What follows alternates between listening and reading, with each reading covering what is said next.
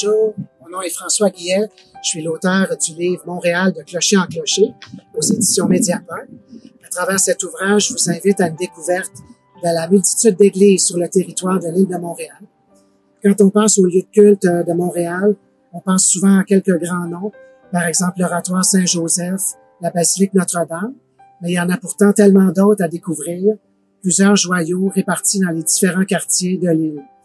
Ces différentes églises un peu plus méconnues ont beaucoup de choses à montrer.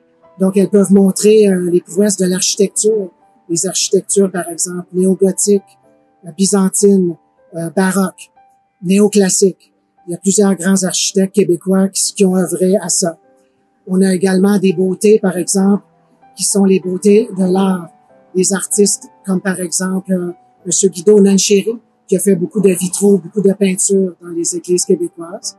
Des peintres comme Odias Leduc, à qui on doit entre autres certaines peintures de Sainte-Geneviève dans l'église ici du même nom, Sainte-Geneviève à Pierrefonds. On a aussi beaucoup de belles statues, des sculptures. Je pense par exemple à Olindo Gratton qui a fait les statues en haut de la cathédrale Marie-Reine du Monde.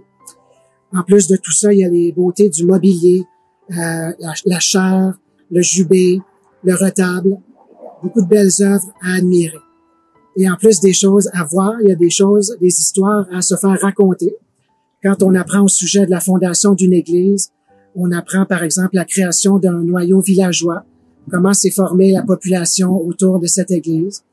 On apprend aussi au sujet des congrégations religieuses qui étaient associées à ces églises, que ce soit la congrégation Notre-Dame, fondée par Marguerite Bourgeois, les Pères Montfortin, la congrégation des Pères du Très Saint Sacrement. Et on peut en apprendre au sujet des groupes culturels et ethniques qui sont associés à différentes églises. Par exemple, les Latino-Américains qui sont associés à l'église Notre-Dame de Guadeloupe ou les Ukrainiens, maintenant plus nombreux, qui sont associés à l'église Holy Ghost. Et en plus de ces églises catholiques, le livre inclut quelques éléments à propos d'autres lieux de culte de l'île de Montréal. Par exemple, un temple hindou, un temple sikh, un centre islamique. Et le tout est illustré de dessins que j'ai fait. Donc, ça donne une autre perspective. Plutôt que de s'en remettre toujours à la photographie, on a une touche personnelle ici à travers le dessin. Donc, je vous invite à vous procurer le livre et à visiter nos belles églises. Le livre est en vente dès maintenant. Merci.